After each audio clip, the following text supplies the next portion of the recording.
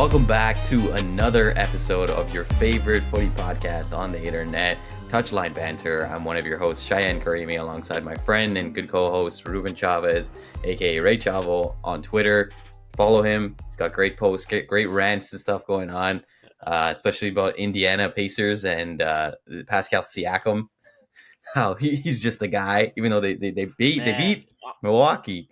They got very fortunate that Milwaukee threw that game away. Milwaukee were up big, and then the Pacers ate into it. And actually, there was a play that Pascal Siakam got the ball on a low block, and I think he had the matchup, like he was taller than the person that was guarding him. Takes a mid-range fadeaway jumper, and this was under a minute. So if he had made it, the Pacers would have been up 4 with less than 24 to go. It was around that. The shot clock was going to start coming into play. It was going to turn into a game of free throws. Misses it short, leaves it, lets the door open for Milwaukee to tie the game, and they did, and eventually sent it into overtime. But then Gary Trent Jr., another Raptors legend, actually, simultaneously kept Milwaukee in the game, hitting 8 threes in the fourth quarter and overtime, but then gave the game away with 2 of the worst turnovers you'll see an NBA player have. So the Raptors were well represented on the court last night, and then they were represented even better in the late game, where Kawhi Leonard only scored 20 points in a pivotal Game 5 loss of the Clippers, and James Harden once again showed that he's a pumpkin and only scored 11 points in a crucial playoff game that could decide their season. So I don't know. The more things change, the more they stay the same. If for those who don't know, Ruben has a list. It's been a rough week. First of all, it's been a rough week. Welcome to the show. There's lots for us to talk about. It's been a rough week for us.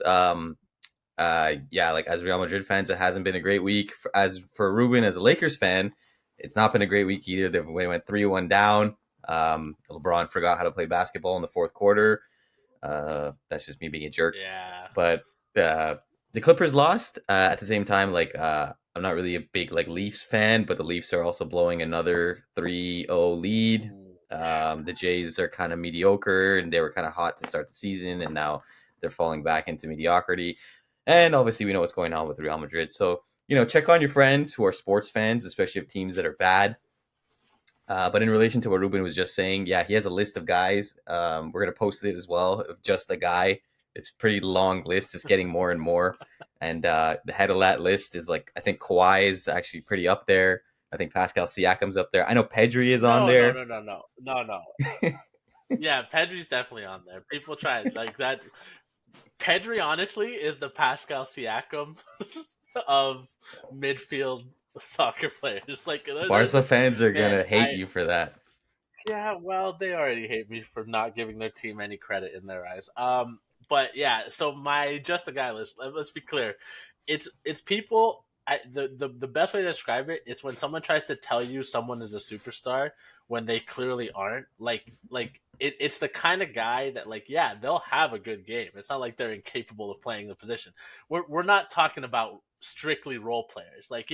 Obviously everybody knows I don't know, Duncan Robinson is just a player on a team. He's never going to, he'll win you a game if he's shooting particularly well, but he's not the person you build your team around. It's kind of let's use it in a Real Madrid or footballing term. Fran Garcia can turn in a match-winning performance he has before, where he gets a really good assist, he provides width, does whatever. Is he the kind of left back that all of a sudden you're going to see PSG try to buy him, Arsenal? No, he's a guy. It's the kind of guy that good teams will have as rotation players, and if that guy starts for your team, it's probably bad. So the just a guy list is a step above that. It's clearly they have talent, but are they able to tap into it and do it on a consistent enough basis to make them a superstar?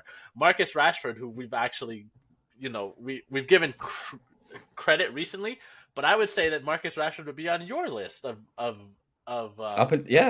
Yeah, just a guy, right? Because absolutely. some games he looks unplayable and it looks like he can win the game by himself. And then so many games it's like he sleepwalks. Another guy who maybe is on the just a guy list of all of North London after yesterday, Martin Odegaard. Can you get it done when it matters, or are you just a guy? Are you just a really good midfielder who will have good performances here and there? So that's the beauty of the just a guy list. It's nebulous, it It's fluctuates. You fluid. know It's fluid. who's on my just a guy list for real in the world of um footy? Emmy Hmm. Martinez. Emmy Martinez is the most Yeah, just a guy yeah, goalkeeper ever. yeah, He yeah. might be the Pascal Siakam actually Yeah. in world football because he won a big title and everyone just remembers that and forgets all the bullshit he does. Oh my god. Yeah, we'll give you our just the guys list. That's probably gonna be an episode. Our just the You know guy what? list 11. Just the Yeah, guy 11. because it's different than the overrated underrated list Yeah, it is. because It you is. because some of these players I think are probably properly rated, but it's just Yeah. like there's still people that hold on to their upper echelon quality. Anyways, Yeah. yeah, it's a long week. We'll do that. Yeah. We'll do the Just the Guy 11 episode. Absolutely. Yeah. It's been a long week. Check on your friends, especially when the playoffs are going around. But you know that we love basketball. We're big ball fans as well. So it's been fun to see playoff basketball. But let's focus on the task at hand. So this episode, we're either going to do a really long one and talk about, Copa del Rey, and then talk about yesterday's game with PSG and Arsenal and how Martin Odegaard is a passenger and overrated and Arsenal fans hate him. Don't at me. I've seen like hundreds of videos at this point of Arsenal fans losing their mind, A lot. There's been a like lot. yeah. There's been a lot. Or we'll just do a double upload. We'll see how it goes. It's fluid. We roll with the punches. We keep it going. But yeah, let's focus on the task at hand. Tough game. Tough game. Real Madrid lose in the Copa del Rey final, 3-2 in extra time to Barcelona. Pedri, Ferran Torres, and Jules Koundé with the winner for Barca. Kylian Mbappe, Chouameni were on the score sheet for Real Madrid. Antonio Rudiger and Lucas Vasquez got red cards. Bellingham got one as well, but his got rescinded. Got rescinded. Yeah. Rudiger is done for the season with injury as well. Vasquez misses 2 games. Yeah. Ruben, give me your thoughts on the game. I thought it was an interesting game, to say the least. It was super interesting because the first half, it looked like Madrid were just not going to show up to play. Like they couldn't get the ball across Yeah. half. They were Yeah. under constant pressure. Like that first half was everything that we have been watching this Madrid team do and dreading about them. It just was. It wasn't like we weren't competing. It was so gross and disjointed, and we were so pinned back. And like all this to say, did, did it go into half tied? No, okay, I remember correctly. 1-0, I think, right? Pedri's goal was at the 28th. I don't know how much you're going to talk about the red cards and the scenes afterwards. I'm not going to talk too much about it because largely, again, it's the funny thing about Real Madrid, and I say this as someone who you can call me like a front runner, bandwagoner. I've heard it all my life. Like I cheer for a lot of teams that, whether or not they always are, they're seen as the biggest team in the competitions they play. You know, I cheer for the Yankees, I cheer for the Lakers, I cheer for Real Madrid. The only team that I don't cheer for, that I do cheer for that's not like that, is actually the one on my hat, the Saints. You can't call me a front runner there. They're pretty ass. The Drew Brees days are long gone. Oh, they're so gone. But all this to say, it's funny when people, like, there's so much hand wringing and pearl clutching over what happened at the end of the game. So I'm not going to add to that. Some of it I think is overblown because it's Madrid and people like to stick the boot in when they are down. And again, like I had someone ask me like, "Oh, what do you think about what Rudiger did?" And I was like, "Yeah, obviously it's bad. Like I don't think he should have thrown ice at the referee." But like I think like this was that what he threw? Sorry, yeah, like yeah, because I'm getting like back. because everybody's saying like missile, and I'm like, what? A missile No, is that's like just is just what they verbiage? call a Okay, thing. Yeah, because okay, like when someone throws like a bottle of water from the stands, they also call it like a missile. I don't know why. It's like a very European thing. Like I that's what they describe things from the crowd generally being. okay. But yeah, so he threw like a pack of ice. Obviously, like I don't condone that. I think it's bad to do that. Refs should be protected. I actually did, we're CSM graduates, as we've talked about. I did like one of my features for school was about referees and like how like they need to be protected and stuff. And I use clips from different sports. It's not just a thing that's happening in football. Across every sport, you know, you can go on Twitter and see like MLB fans with a report card over the umpire of the balls and strikes that they got or didn't. You know, the NBA does the 2-minute report, and people fucking analyze every call that a ref makes. Look, I think largely most referees do a good job, and any mistakes that happen, we can say like, oh, it's all a conspiracy, but usually it falls somewhere along the line of like honest mistake to like, yeah, star players get more favorable calls in some leagues when they can, and like every referee referees a game different. No one wants to really, some referees want to make themselves the star of the show, most of them just want to be there to keep shit under control. All this to say, I think people are ignoring the context of just how combative the referees and the league have been with Real Madrid. If people want to say that they invite that, sure. But, you know, Barcelona are also involved in a scandal that says that they may have paid refs to get an unfair advantage. So, like, there's a lot of context here that I think people just hand wave away as like, oh, Real Madrid are being a bit like childish and they're throwing their toys out of the pram or whatever. And there is some of that. Because I literally said to my friend, I was like, this was less about this game specifically, which I think was ref pretty fairly. Like, you know, there were some decisions that went Madrid's way. Like, I didn't think that it was a disgustingly ref game. This was just about the entire season basically ending in one day, and everybody knew it. Like, every Madrid player knew it, every fan knew it. This was the last trophy we really had a chance to compete for that was in our hands, and it was gone. All this to say, first half was gross. That goal that Pedri scores, again, maybe this is my bias, and if people want to say it is, okay. Every goal that Barcelona scored was an absolute gift. It was a gift. Like, Jude tries to make a pass, and again, I think Jude had a great game. He had a great season. I've said it every week that we've done this podcast. Like, he's one of the players that I don't think should be criticized, because he literally has every right to grab everybody on this team and shake them until their eyes pop out of their fucking head, because he's running around doing everything. But he made a bad pass. Pedri intercepted it, and then instead of tracking back or marking his man that he just gave the ball to, he throws his hands up. He starts complaining, obviously yelling at the front line for like a run that they didn't make or something, or just frustration in general. Pedri walks down. He plays a pretty good ball. Yamal pulls 4 defenders, none of whom make a tackle to try to stop him, but like 4 people are around him. Yamal makes a very simple pass to Pedri, who's wide open with like acres of space. Shouldn't have happened. Like, it just shouldn't have happened. Yeah. And then what? The second goal, when Courtois is like massively out of his line and misplays that horribly, when we could have just, like, if that goal doesn't go in, I really think they see that they see out the game and we win the Copa Del Rey. Like, that's how much the momentum changed. Because again, in the second half, they came out a lot better. That was probably the best half we've seen them play against Barcelona consistently. They were finding space. Best half in a while, I'd say. Like, regardless. Yeah. And you know what that coincided with? They got Vasquez the hell off of the pitch. Like that. Like.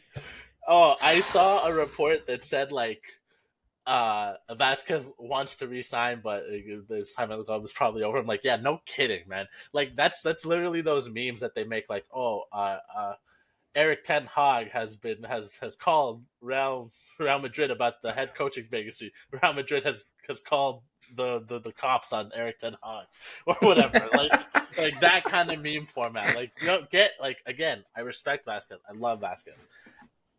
His contributions have been great, but if like look at what Isco's doing for Real Betis, and then obviously he wasn't at that level when he was playing for us. It's different. Like, he's the kind of player that needs consistent games. They moved off of that guy who still had that much football to give. We have to move off of that Vasquez. This isn't like it just has to be done. I don't care. I would rather see an 18-year-old just like try to find his legs out there. Like, I don't care anymore. It's awful. And they pulled off Rodrigo, my boy, who, you know, if Odegaard was a passenger, Rodrigo was like on a milk carton. Like, where is Rodrigo? Like, have you seen this boy? They gone girled Rodrigo because I couldn't find him out there. Wow. That's a Like, reference. Wow. yeah, I know. It was awful. He did not play good. Mbappe again, like we've given him a lot of criticism over how much of this year has been his fault. He was on one good ankle and he did everything he could. He scored a goal. He provided what he could. I do think the later the game went on, the more clear it was like, oh man, he really doesn't have that extra bit of juice and gear.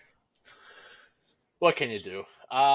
Yeah, Ancelotti got the tactics right in the second half, or maybe the players. That's the thing. Like whatever. I'm gonna try to quickly get to my point and then let you go, and then we can No, talk it's all about good. Yeah, the take your big time. picture. But yeah, I do think Ancelotti got it right in the second half. I'm happy that he made the changes that he did.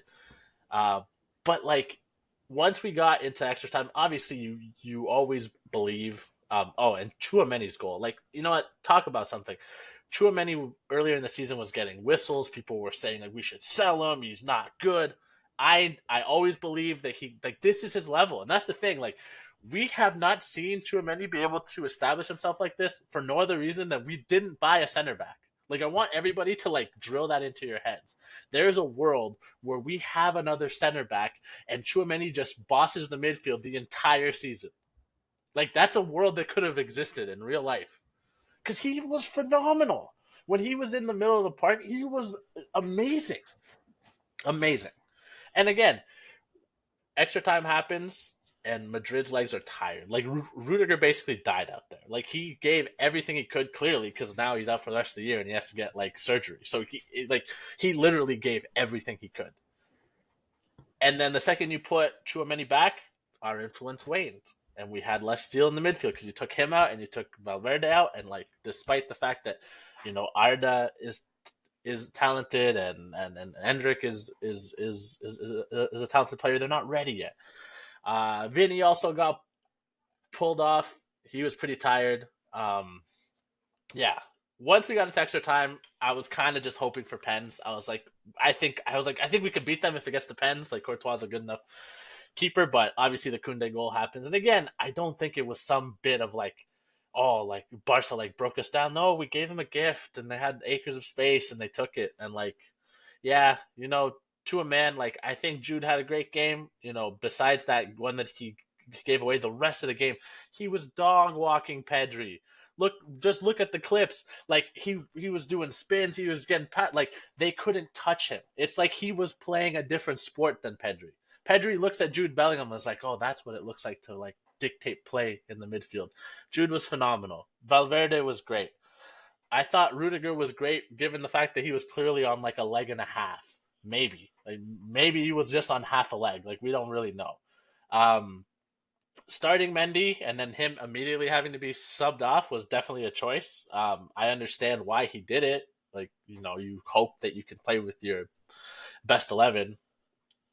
Kind of felt useless. Ceballos sucks. Again, like another change that I'm happy that happened. Like, what did Ceballos do? Not much.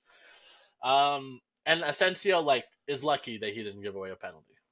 Like, this will be my last point because, again, I think everybody we can talk about the individual players once you've had your say. I know he didn't foul him. That one was called correctly. It's clear that Rafinha thought that contact was going to be there and planted his foot in the ground and took a dive. And then I love the fact that he's like, "Why are you giving me a yellow card? I didn't do anything." You fucking dove. That's the rule. What are you talking about? That's literally you did the thing. Anyways, whatever. It should never have gotten to the point where that's a decision that had to be made. Why take that tackle at that time and be that risky about it? It was needless. That's what I didn't like about it. He put himself in a position where it's like you put it in the hands of a referee. All week we've been talking about how bad the referees are. And you're like, you know what I'm going to do? I'm going to give him a 50-50 call and see if it goes our way in the dying seconds of a Copa del Rey game. Obviously, VAR bailed him out, and he was pretty confident the whole way, to be fair. He knew he didn't make the contact, but I don't know, man. There's a universe where that call gets upheld and they win it in extra time in regulation, right? So, I don't know. It was an uneven game, it's hard to even feel good about it because of everything that happened. And I'm not even talking about the red card stuff. I'm literally talking about the fact that every player died like right after this game. Like, and obviously we lost, so it was sad. I really wanted to win this for Ancelotti for the fact that it breaks up the opportunity of a treble, but it wasn't to be. What about you? What are your thoughts? I think I agree with most, basically 90% of what you said, so I won't rehash a lot of those points. Um, I feel like games, especially big cup games towards the end of the season, like they can kind of tell a theme of how like a season is going. And I felt like this game really kind of epitomized how our season went, where the first half was flat. I was like, shit, we're fucked if we keep playing like this. Um, like get like anybody on the field other than Ceballos. This guy, Yeah, man. Yeah. like who's getting relegated in the EPL? Hold on, 1 second. I need to pull this up. Leicester. Leicester, No. Southampton, I and need like a more like yeah, like Ipswich. Southampton, Ipswich, Southampton. I wouldn't take him on those teams as a relegation like thing. Like, and another thing, like Ceballos does Ceballos things that just shows like his incompetence. I think is the best way to prove it. And after like last week's episode when we recorded it, I went and looked like rewatched the Champions League final against Liverpool when Vinny scored, and there was a play with Ceballos that I was like, damn, I forgot about that, and it made me laugh because he's basically through on goal, and Real Madrid were already up 1-0, and he kind of like I remember. trips over himself. Yeah, I remember that one. And then I remember because it's weird how your memory works. I remember watching a reaction of the kickoff, this other English podcast that I watched too, and this guy who was a Newcastle fan was like, "That is the most Arsenal thing ever," because he was an Arsenal player then.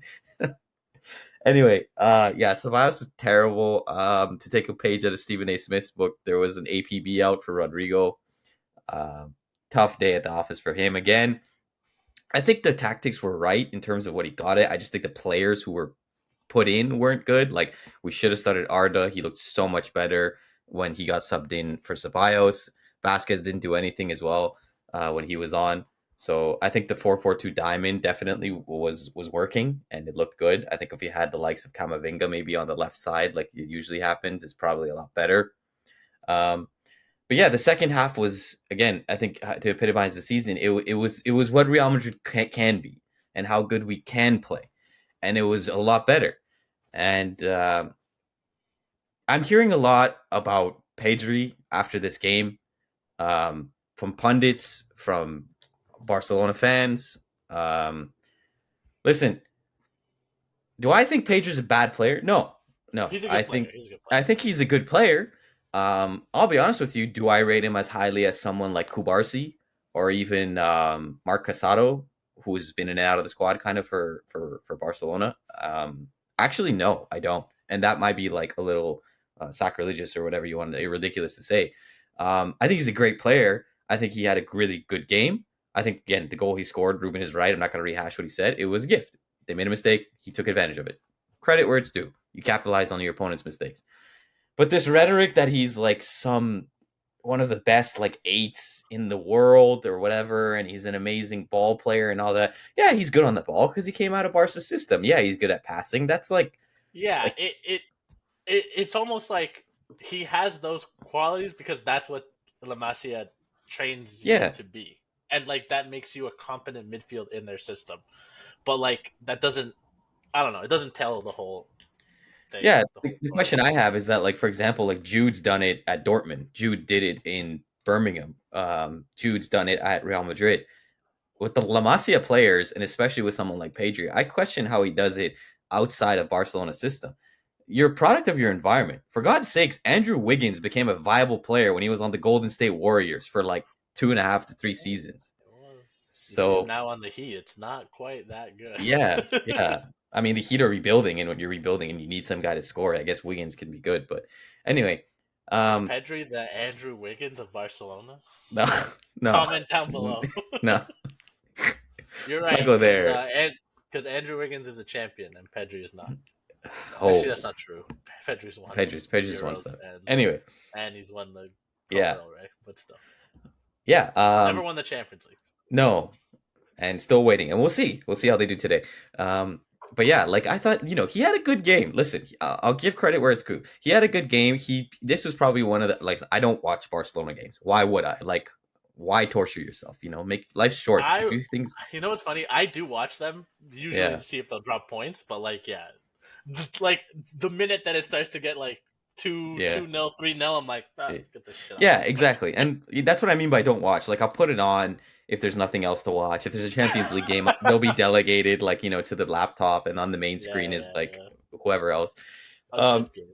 yeah, but like, I thought he was good, but like I don't really accept this rhetoric that he's like one of the best midfielders in the world. Anyway, that's a different story. But yeah, in the second half, Real Madrid looked so much better. Um, and credit to the guts and the guile that they showed to score the goal. Chouameni came on and he scored, and so did Mbappe off a nice free kick. That could have been like a good moment for Mbappe to like be like, listen, you've scored all these goals. I mentioned it last episode, but when have you pulled off a performance to win us like a cup or something like that? Obviously that was a tying goal that he scored, but it could have been a really, really good performance for him in a good, like, kind of end off of the season of like, yes, you scored, broke Ronaldo's record, et cetera, but obviously people still don't value it as good of a season as his. But yeah, it could have been really good for him. Credit to him. He looked like kind of off with injury and didn't look 100% on form. And then Chouameni scores. Yeah, absolutely. That's, again, to my point in the last episode, to players like Chouameni and Camavinga, who it's so frustrating because yes, I think it absolutely falls on Fiorentino Perez. I think it falls on Ancelotti as well. That like those are the heights that these players can achieve. Chouameni had a brilliant game, brilliant. He can be so good, so good.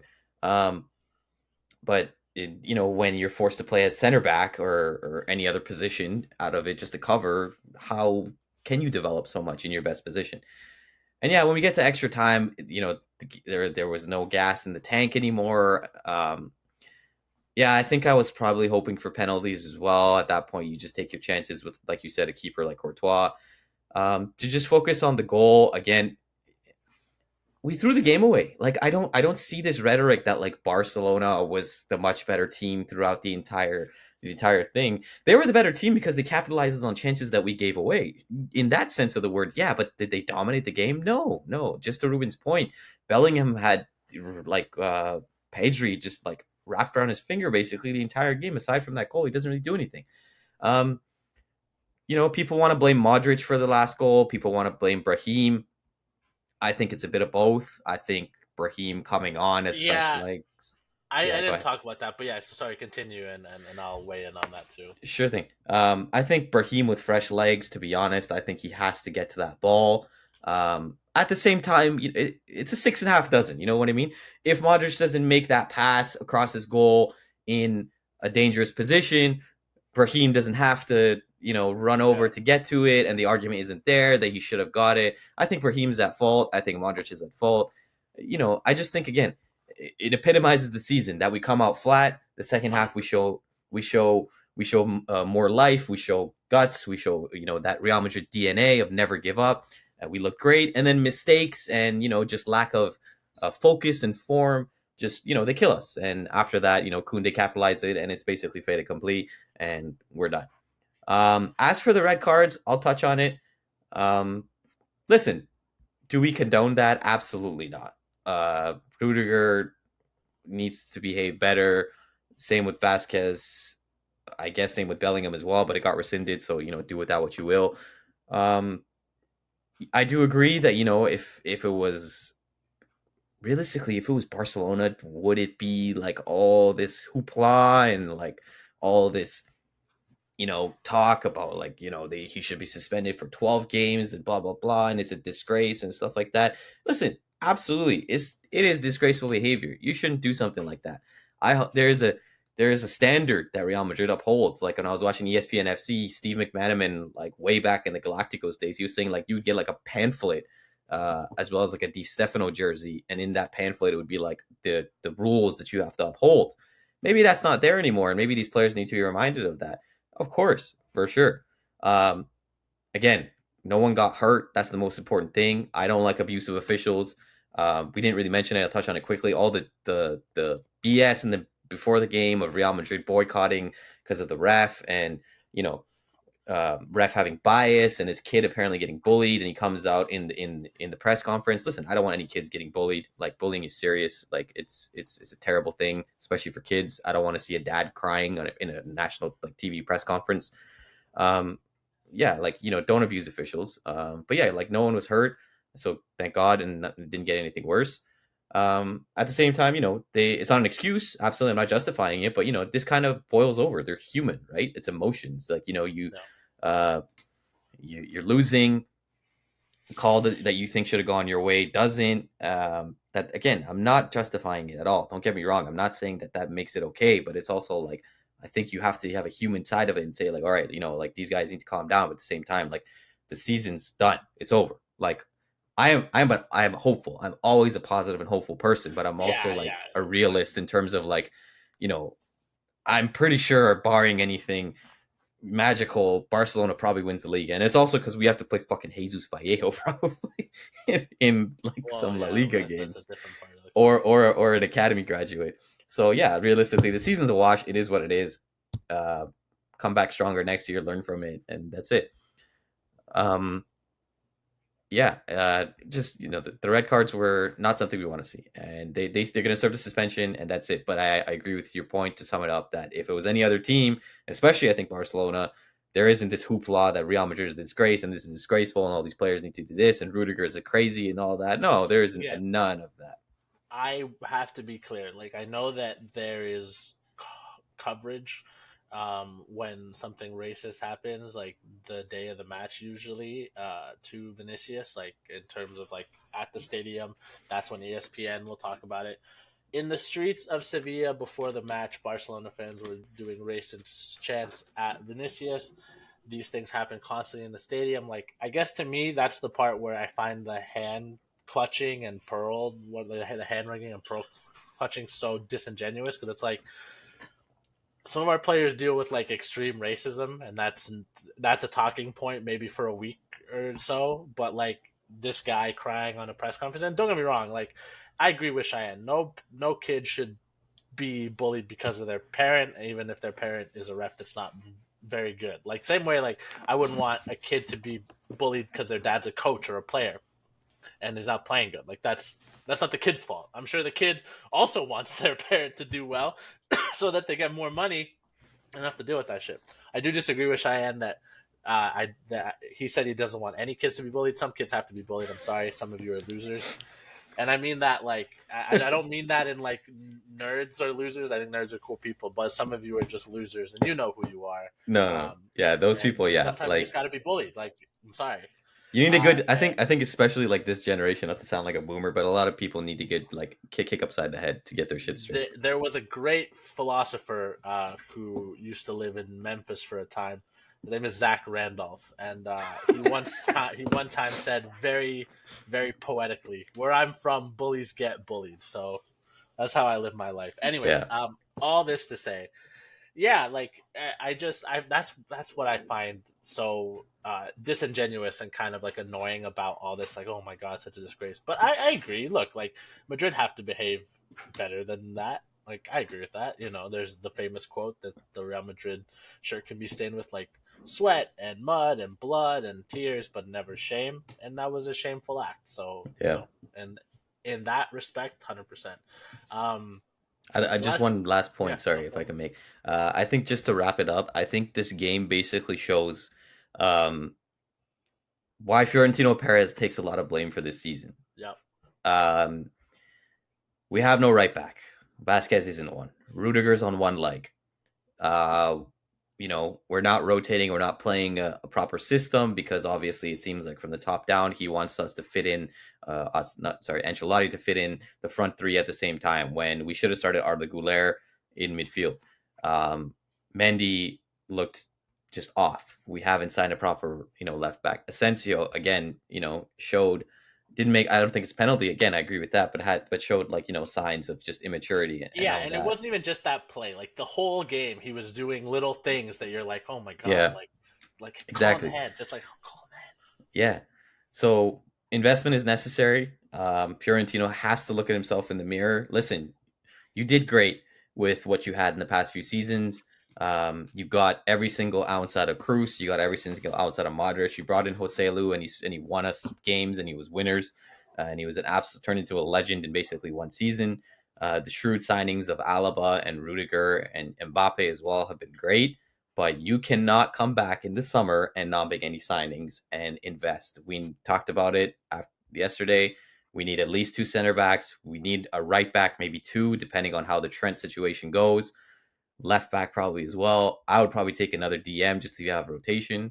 Again, we have to balance the budget. I understand, we can't get everything we want, but bottom line is that specifically, if you want to leave every other position out, I think the defense needs a whole overhaul. Like we need like so much more coverage.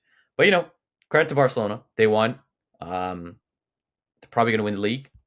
This is what happens when Real Madrid have a wash season, and this is probably one of the worst seasons I've seen since like the Fabio Capello era, I would say.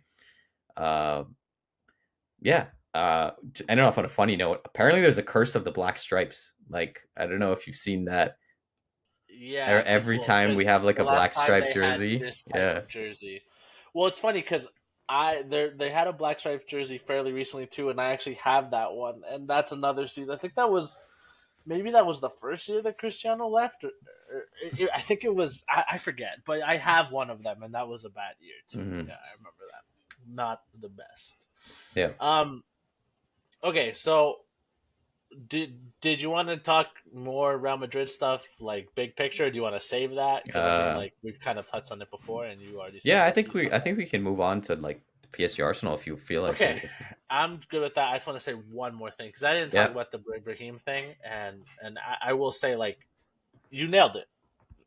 Cheyenne knows ball. That's why I do this podcast with him. It's a 50-50 blame for me. Like, I saw some. It's so funny. Like, some people are so like boom or bust, and they're so like one way or the other. And like the same people that are like, "Oh, Brahim should play more because Rodrigo isn't doing anything." Well, Brahim doesn't come to meet that pass once, and it's like, "Oh, get this bum off my team. Sell him tomorrow." I'm like, "Oh my god, there has to be like a middle ground." Should he have done better because like his legs are fresher? Yeah, he should have gone to the ball. He didn't expect. I don't think he expected that pass to be put like that. I think he expected it to be over his head. Um, should Modric have made that pass? No, but that's what happens when you have an older player who's like kind of like this might be harsh on Modric, but Modric 5 years ago makes that pass. Yeah. He makes it. He makes it better. He makes it a better pass. Like He's he also doesn't like take. 39, so like Yeah, no, that's not even like an insult. It's literally just yeah. like age catches up to everybody. But that play is emblematic. That play, and the Jude play, because it shows that like something at the heart of this team was fundamentally broken this year, whether it's trust or belief or just tiredness. Like that's why I think I think Ancelotti will always hold the 20% blame for how this season went. At the very least, I think that's the least you can give him because he could have rotated academy players more. He could have changed the formation earlier. Arda should have played more. I don't think. The funny thing is, if Arda had started this game, I think it would have been he would have had to get swapped out eventually because he's just so young and he doesn't have like the strength to be out there the whole time. But like maybe he builds that strength by playing more earlier in the season. Like these are the things that we just can't know now. But for me now, it's like 20% Ancelotti, 10% Mbappe because obviously we signed him instead of getting some reinforcements and he didn't live up to some of the things that he's done historically. And then 70% Florentino Perez.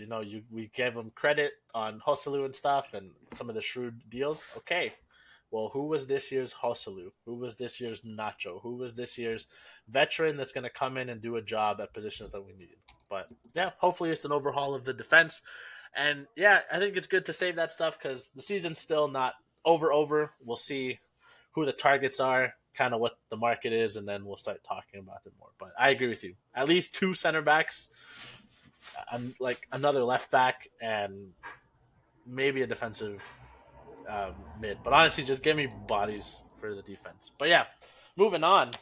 Arsenal, they let North London down. It was quiet. It was a little quiet in there. Well, did you see their tifo? Embarrassing. Yeah. embarrassing stuff. Again, yeah, I'll send it to you. But yeah, I saw this one. It was like this guy's like, this is one of your biggest nights in like 16 years or something, and he's like, you basically got a tifo off of Temu, and like you put that. Temu That's Tifo. Yeah, that's all the best they could do is just the gunner symbol. Okay. they lost to PSG 1-0 at the Emirates. It's weird because like both of these teams could credibly say that they left goals on the table and they left chances. PSG had a couple that hit the bar, that just were nearly out.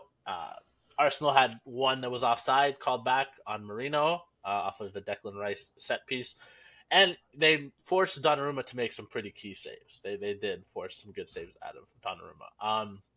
I'll let you go first on this one because I went first on the Real Madrid game. But yeah, what did you think of PSG taking a 1-0 win in North London? Yeah, I thought overall it was a good game. It was exciting to watch. I think yeah, like I think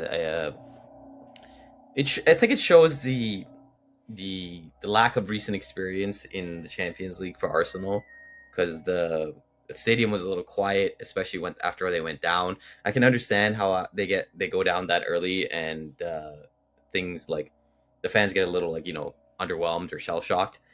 Um, but yeah, credit to Ousmane Dembele, arguably the best player in Europe on form right now. He just hit it as hard as he could, and Dembele Ballon d'Or is gonna go crazy. listen, I think Dembele actually has a shout to win this Ballon d'Or this year based off his season. Just look at his stats. If Rafinha is going to be put on there, of all people, especially in it's comparison gonna to the yeah it's gonna come down to the Champions League. yeah I it really is do think it that. Like is 100%. there's no international tournament this year. I don't know how much the Club World Cup will be weighted because I mean like PSG will be there, but Barca won't Yeah, be there. I don't think, and neither will Liverpool, if I remember yeah. correctly, or Barca might be. Whatever, it doesn't matter. But yeah, sorry, continue. Listen, like you obviously have to take the quality of a season into account, but Rafinha still has a worse statistical year than Mbappe does, and we have absolutely, and all Madrid fans have reamed out Mbappe this entire season. So the fact that he's up for a Ballon d'Or and apparently has more of a shout than what Dembele does, that just goes back to why the Ballon d'Or is just a wash and a joke of a trophy. But yeah, when Dembele just hits the ball as hard as he can, it hits the ground, takes a weird bounce, and just goes in. Credit to him, took advantage of a chance. Um, I think Arsenal, they showed fight. They were in it. The game was like pretty back and forth, but I do think PSG was overall the better team and showed the better chances throughout the game. Biggest key for me was their midfield. Vitinha, Ruiz, and Neves just bossed that midfield so much better for me than Rice, Marino, and one player who we have to focus on, who Arsenal fans are really, really, really upset with, is Martin Odegaard. 27 passes attempted, 24 completed. Passenger, passenger out there. For all this stuff that people say that like Real Madrid fans aren't real fans and they boo their team at the first sign of trouble and they'll kick anybody out of their club. Blah blah blah. Yeah, because the standards are high and like sure if you want to say we do that, that's fine. But again, I have like 5 different reels I got to send Ruben after this of Arsenal fans just saying like I've said it for fucking decades. This guy's shit.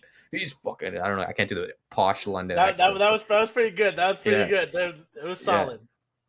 Yeah, and like I'm seeing a Arsenal fan TV, like the guys like just like about his veins are about to pop out because he's saying Lewis Skelly should be playing at DM. Like, Oh yeah, I saw that. Is it yeah, it's the bald the white guy, and yeah, yeah, he's yeah, like, and oh, so like I told you, blood, like yeah, I Miles told Lewis you, Skelly. yeah, you've been playing this since you're in the U team. I was like, okay, and the guy's like, why are you mad at me? He's like, I didn't do it.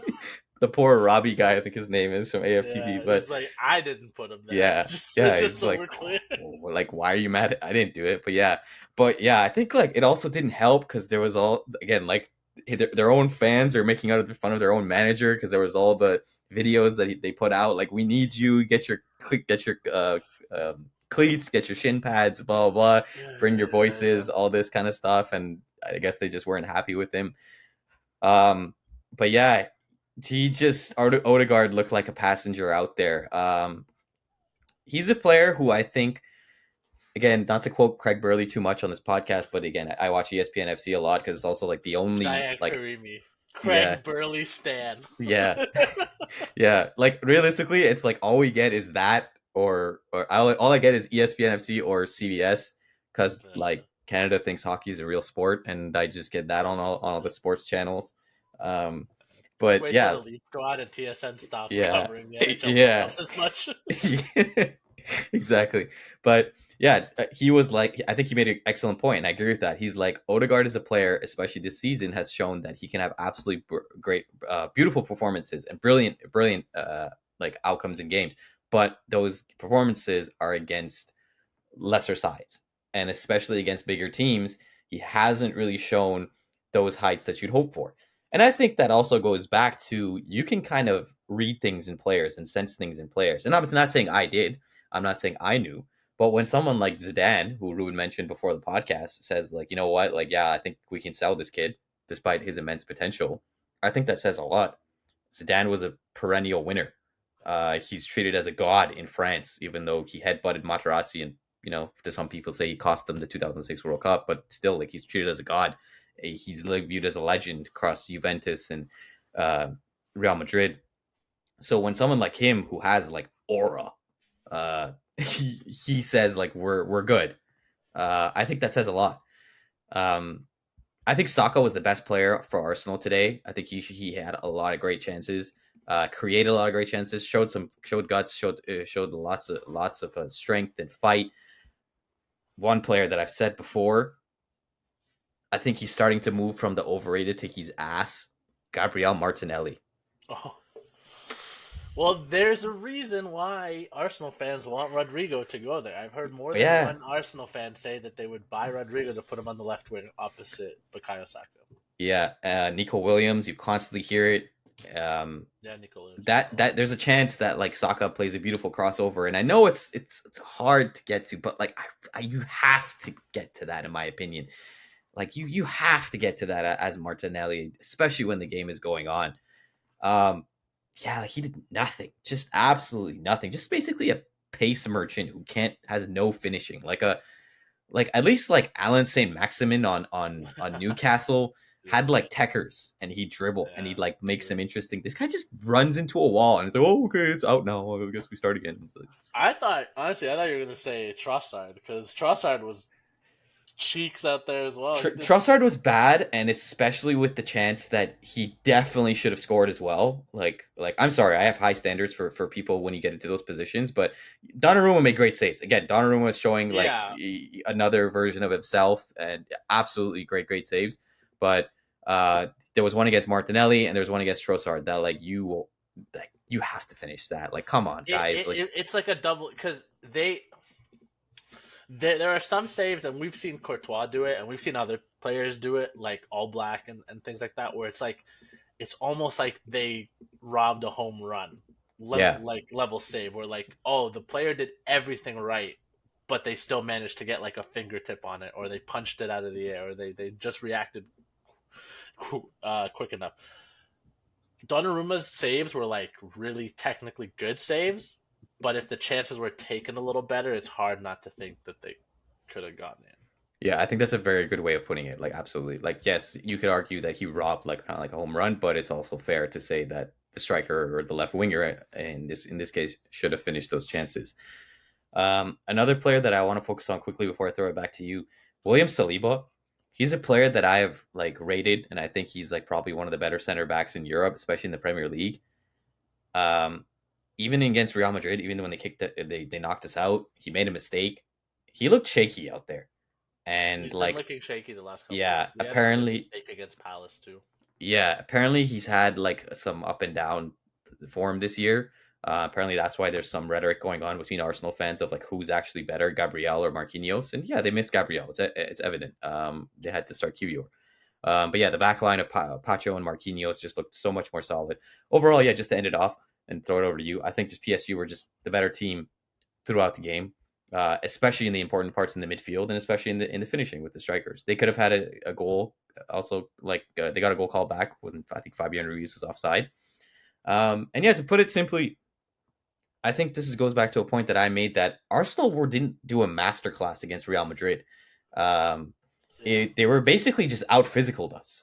Like credit to them, but that's kind of what They they're were just built a on. more cohesive team. Like, Yeah, that's really what it they was. were more cohesive, but they just out physicaled us in the defense. Yeah, Like Timber did a job they bullied. on Vinny Jr. Like they gone from a team that like the classic thing was Arsenal like they're incredibly technical under Arsene Wenger, but anytime they face physicality like they can't handle it. They gone to like almost the opposite of that. That like they're I'm saying they're not technical, but they're incredibly physical now. Yeah. But yeah, that's what I was saying. Like this is how are Arsenal going to look against a team that's basically an entire cohesive unit, and it kind of showed. Well, that's kind of why. Like, I do think Arsenal beat Real Madrid because Real Madrid aren't as cohesive, and I think Timber, since you mentioned him, is a good jumping off point. Timber was getting abused. Like Kvaratskhelia was getting past him like as it was as easy as you would like exhale. It was he fouled. He's lucky that get he didn't even get a card, and he was having to be extremely physical with Kvaratskhelia and Due the times that they would like because there's a lot of motion and crossing in that front three. Um, he's just lucky that he didn't get any sort of um, punishment for just how reckless he was having to be because he was getting skinned. Saliba is a player who's actually, ironically enough, come up in Real Madrid chats in the past, and I saw something recently again. I don't know how credible that is, just because like the project at the Emirates is a good one. Like if you're Saliba, why would you leave that to go to Real Madrid? Unless you really think Real Madrid is bigger, and which is it could be the case if he wants to play there. Um, to be fair, if Arsenal do crash out of the Champions League, that means this year where they had an opportunity to kind of establish themselves in a post Pep Guardiola dominating everything era, in the post Klopp era, they will have come second place pretty distantly to Liverpool. They didn't win the Carabao Cup, they didn't win the FA Cup, and they didn't win the Champions League. So it'll just be like, okay, you're second place. Like even Pep, like this is one of his worst years on record in a while. They're in the finals of the FA Cup, and they're the favorites against Crystal Palace. So if he has genuine questions about the project, maybe he'll be on a move. Yeah, he's been shaky. That's the problem. Look, this is gonna sound weird. I think it just reminds me a lot of Varane, so maybe that's why I'm making this connection in my head. But like a French center back, like I always feel like they have a mistake in them and they need someone near them that's just a bit more steel. Like that's what made Varane and Ramos so good. Because Ramos was like a pit bull that sometimes needed to be corralled, and Varane was always very calm, good on the ball. But Varane was like he just had mistakes in him that Yeah, there that was times Ramos where like we recovered. make I'll a never mistake and forget Ramos would the just look at game him and I'd be against like Varane is like City. just like I'm sorry. like yeah. Yeah, well, there's the game against City, the bad one where they got Yeah. knocked out. They're wearing Yeah. the pink kits. Varane was awful that game, like so many mistakes. He handed them some goals. So, anyways, back to the topic of Hammers Arsenal. Font Mob actually disagrees with you. They say the best player on the pitch was Declan Rice, not Bukayo Saka. It must be said he had a really good game. I think that the more that I see him play, and again, like I'll say what Cheyenne said about Barca about Arsenal. Like I watch them when I know they're in a big game. We're going to talk about them on the pod. I have a friend who's an Arsenal fan. Sometimes I watch it with him, but I'm not watching Arsenal week in week out to the same level that obviously Arsenal fans do. I think playing Declan that far back is misusing him. Like it gives me a lot of Yeah. Jude Bellingham vibes, where like when you pay him more further up, you just get more out of him. And I understand they put him there because of the system they were trying to play, et cetera, et cetera. I just wonder if that's the best spot for him to play there. But that's just me. Yeah, I think you nailed a lot of it. Like, there's not much to add. Like, Arsenal, you could see their inexperience in a big game. The crowd was kind of flat. Like, the PSG fans, you could hear them the whole way through. PSG crowds have been loud throughout the entire European Championship. And despite the fact that, obviously, like, you look at some of the metrics, Arsenal had more XG slightly than PSG. They had three big chances that they missed, but it still never felt like most of Arsenal's best moments came from set pieces and came from like not sustainable passages of play, whereas PSG kind of looked comfortable the whole way through. I thought, even when it looked like if Arsenal had scored, if that goal had stood, I don't think PSG would have lost their head. I don't think Arsenal would have started to like pour the pressure on. I think PSG would have either seen out a draw or scored another one. And I do worry for Arsenal at the Parc de France because that crowd's going to be electric. That crowd's going to be rocking, and you just saw it, like the press, like that. That's the frustrating part. Again, it's like Arsenal's team has holes, and PSG exploited them by just being quick and forcing Arsenal to make decisions, and they came up short in most of the decisions that they made. So I'm just trying to give like a lot of credit to PSG. Like, you know, Kvaratskhelia played extremely well. Dembele obviously with his goal, and he actually messed up a different chance that he had where he could have probably gotten a better effort on it. Vitinha is a player that like people don't always talk about a lot, but like I would Great have him as game. a better midfielder than Pedri. Like I would, like Oh, like this guy's like playing a different but game. Like, but that's what I mean. But like you don't hear him talked about in that way, and he's so good in that midfield. He provides them with a lot. Neves, I thought, did pretty solid. He had a couple misplayed passes and shots here and there, but I think Due is a player I'm really excited about. Um, Marquinhos was solid, and Hakimi, like his pace is crazy. Like the times we would just like burst past everybody, I was like, yeah. that's one thing I do miss about Hakimi. That pace, yeah. If you're if you're asking Real Madrid fans, who of the ex players you've had do you wish were on your team that you saw in that game? Odegaard would not be even close to the first one. I would say Hakimi by a landslide. He looked awesome, and he's been looking awesome. He's a great player. Definitely a miss for Real Madrid side, who is playing a winger at right back. So, but yeah, PSG. Like to me, again, I've been saying that they've been the best team in Europe now for a few weeks. Like I thought that the game with Liverpool had the feeling of like sometimes fans say, actually MLB comparison. We always do NBA. We'll do the MLB. Last year, the Dodgers won the World Series. They said to everybody that would listen, basically, that they felt their series against the Padres was the World Series. They're like that was the hardest game that we had to play. Um, you know, once we got past them, we kind of knew that we were going to do it all. I think we're going to look back at that Liverpool game with PSG as the same thing. It's going to be like that'll be the one. I It's an interesting point. Yeah. because Liverpool, the shine's kind of gone off because they lost the Carabao Cup, and people are kind of bored about the fact that they outpaced um, the rest of their league. But up until that matchup, people were saying Liverpool were the best team in Europe, and it looked like they were right. Liverpool had a lot of control; they were playing all the games well. PSG unsettled that team. I don't see another team left in this bracket that has enough firepower and coaching and talent to stack up to them. Like they may have one of those three things, but not all three. And they just play at such a relentless pace. Like and again, against any of these teams, like Arsenal, you wonder can they score enough to keep up with this front line? And PSG also have a keeper who's playing like one of the best in the world again.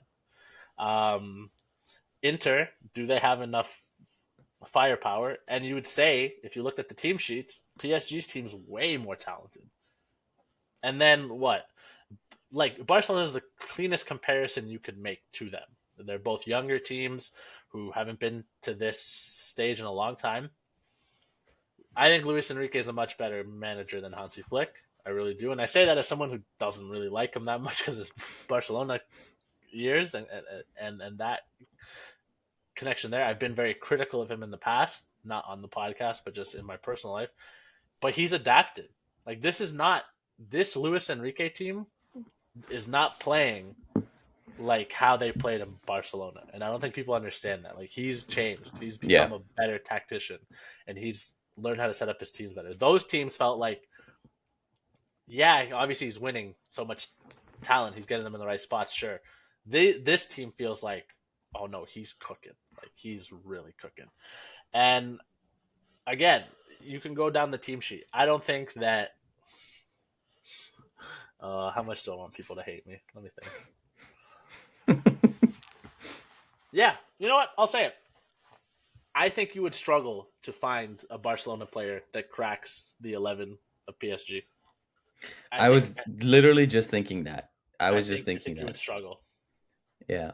Because they've been my favorite since, like, I think at least like with Again, Liverpool. you could make the argument Lamine Yamal, but are you I gonna think, have yeah, him like? that's the only one. Like for me, that's when people say like, oh, like Barcelona is the favorite, and I'm like, no, I think PSG is much better in defense.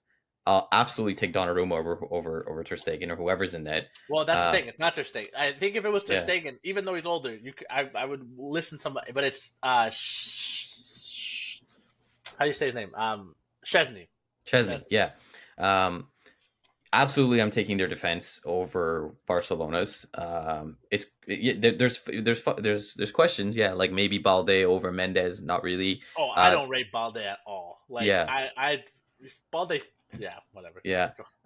People seem to. I think he's had a better season than before. Like, show me some consistency, but I take Mendes over absolutely. Pacho and Marquinhos over Inigo and Kubarsi.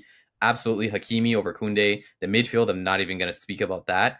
Dembele over Lewandowski, Kvaratskhelia over Rafinha, and the only position I'm thinking is Desiree Doué for Lamine Yamal. That is the only position. And like, okay, even if you give it that, like, just when you line it up, that's what I'm saying. Side by side, I think PSG are so much more cohesive unit, and that's why I think they should be viewed as the favorite and not Barcelona, apparently, according to the odds makers. I mean, I might put in a bet for PSG to win the whole thing. Yeah, I mean, same. Like, why not? But yeah, it's gonna be super sad for Mbappe when they win the year after he leaves. Oh, football is funny. It's Well, fun. again, I don't. I'll say this, and I'll let you say your last point because we're at about an hour, and I think we talked Yeah. about the game more than enough. There's still the second leg to talk about. Um, it would be super funny if the Qataris took over. PSG have had players like Ronaldinho, David Beckham, Zlatan, Thiago Silva. They brought in Ramos, Messi, Neymar. They've had Mbappe, Di Maria. Like, it's not like they've had slouches. They've had the champagne of players, and none of those players are gonna win the Champions League. No, it's gonna be Dembele, Dembele, Kvaratskhelia, Doué, Neves, Vitinha, Ruiz, Marquinhos, Hakimi, Pacho, and Mendes. Like, incredible. And again, the bench matters as well. Mm-hmm. Barcola, Ramos, Zaire Emery. Yeah, it's just so funny how it works, man. It's so funny how it works. Because again, Yeah. Kvaratskhelia is one of those guys who's underrated. Like, in that Napoli team, Immensely. Immensely. Oshiman took up all the oxygen, but Kvaratskhelia is a really good player too. And Dembele, obviously, I don't want Barca to go through Inter because cup finals are very scary and Mm-hmm. anything can happen, and I obviously don't want them to win the Champions League. And I do think Inter will beat them, but if Luis Enrique and Dembele beat Barcelona in the Champions League final, it would Oh, be the funniest thing funny. ever. Like, it would be so funny. I don't want to hear anything from Barcelona fans if that happens. Like, anything. Like, it's been what, like over a decade or some shit. Like, no, it's been like a decade or something, right, since they won the Yeah, Champions League. So yeah. It's there's 2015, that. yeah, 2015 Yeah, plus. there's that, and the fact that the player that you spent all that money on and you couldn't get anything out of, and the coach that you fired because he had problems with Neymar and all these other players. It's like, don't even start with Any. Enjoy the La Liga while it lasts. Enjoy the Copa del Rey. Enjoy the players that you have until you have to sell them all. And enjoy the Spotify Camp Nou, because that Well, really rolls off the tongue. that's what's funny too, because my friend Jake was like, "Oh yeah," because he bet Barca to win tonight. He's like, "Yeah, like they're at home." I'm like, "They're not at home. They're not playing at the Camp Nou. They're playing at like an Olympic stadium." And I was like, Yeah, the "Also, I don't think Montjuic or anyone's something. Or yeah." yeah, I was like, "Also, I don't think anyone's scared of the Spotify Camp Nou." yeah, that really rolls off the tongue. What's worse, the Crypto.com or the The Spotify? Crypto.com arena. I'll give them the edge there. The Yeah, Crypto.com arena sucks. It's yeah. horrible.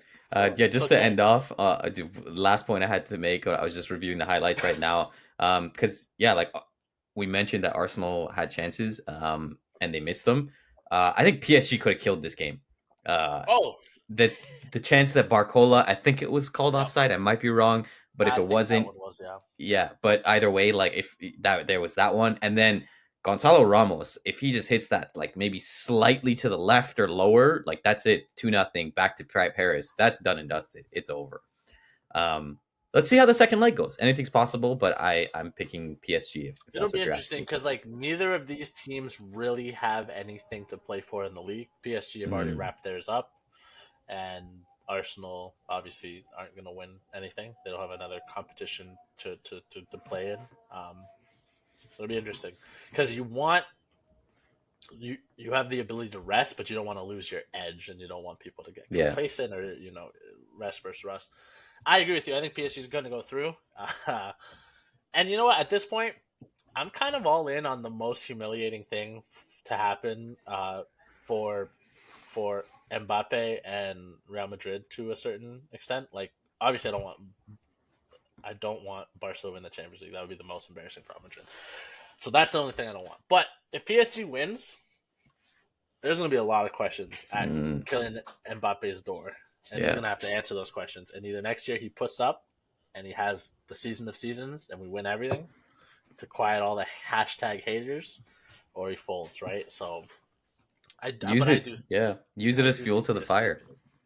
I think one question that I have to ask you though, just I think it's a great way to end off on this point.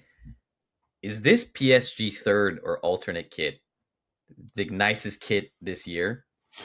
Or It's and hard. like one of the best I'm buying one. Because the only question that I have Yeah, is like who to put on the back, and I'm like maybe I get I no think name I or put Kvaratskhelia.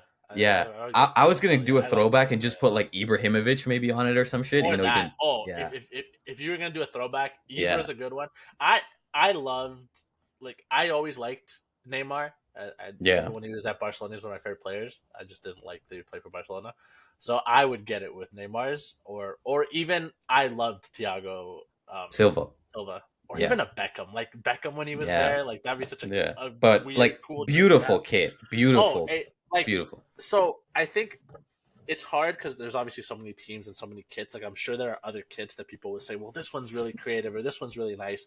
And I know that there's like Italian teams like Venezia and stuff that have really cool, because I think Venezia does like collabs with high fashion Mm, brands, or they're owned by a high fashion brand, if I remember correctly. So like some of those look really cool. But I've been a big fan of PSG's collab with Jordan mm, in general, and I will say of the big teams, which sometimes I would argue can have kits that are a bit boring because they're just big teams. So I think like uh, the people who who who who make the jerseys for them are like, you don't want to mess it up too much, or they're not as creative.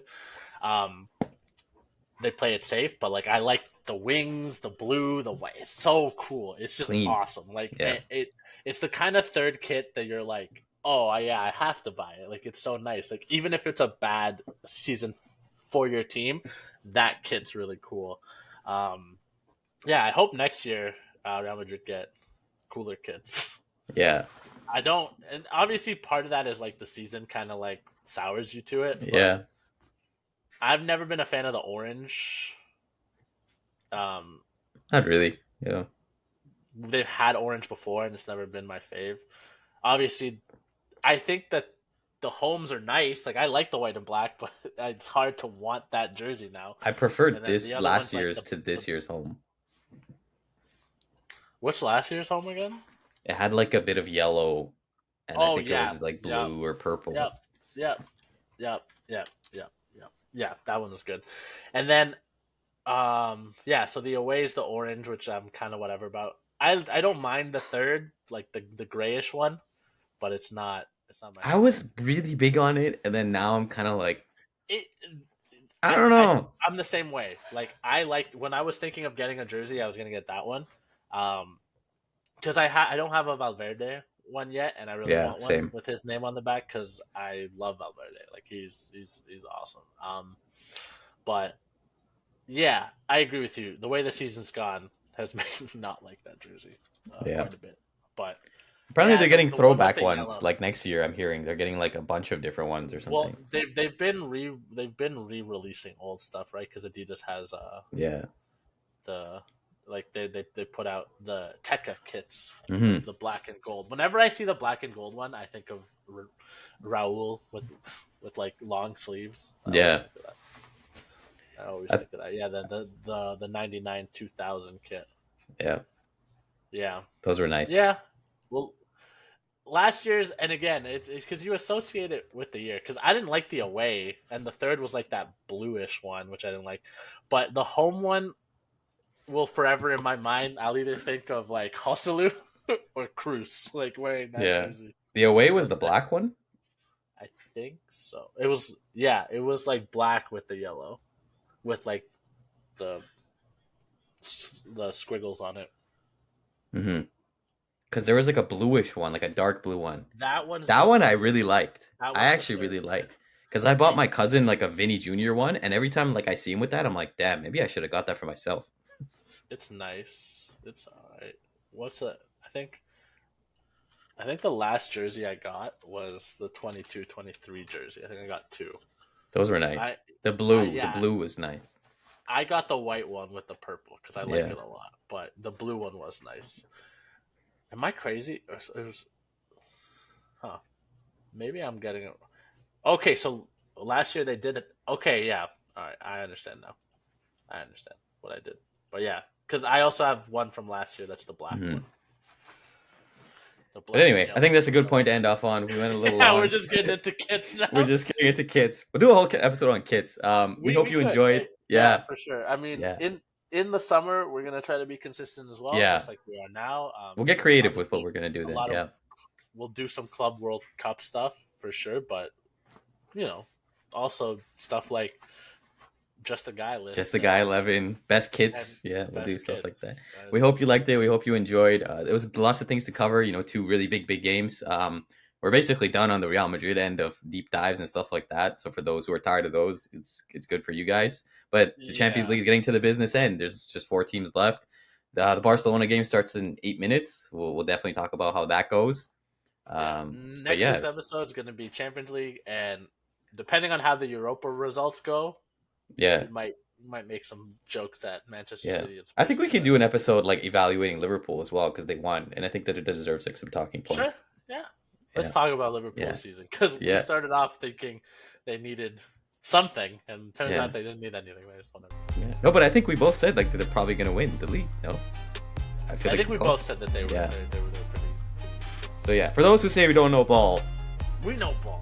anyway, we hope you enjoyed. Like, subscribe, comment, share it with your friends. We hope Barcelona loses today, and if they don't, we'll talk about it. Anything else you want to add? No, you nailed it. I also hope Barcelona loses today. Cheers, guys. We'll see you on the next one. Peace.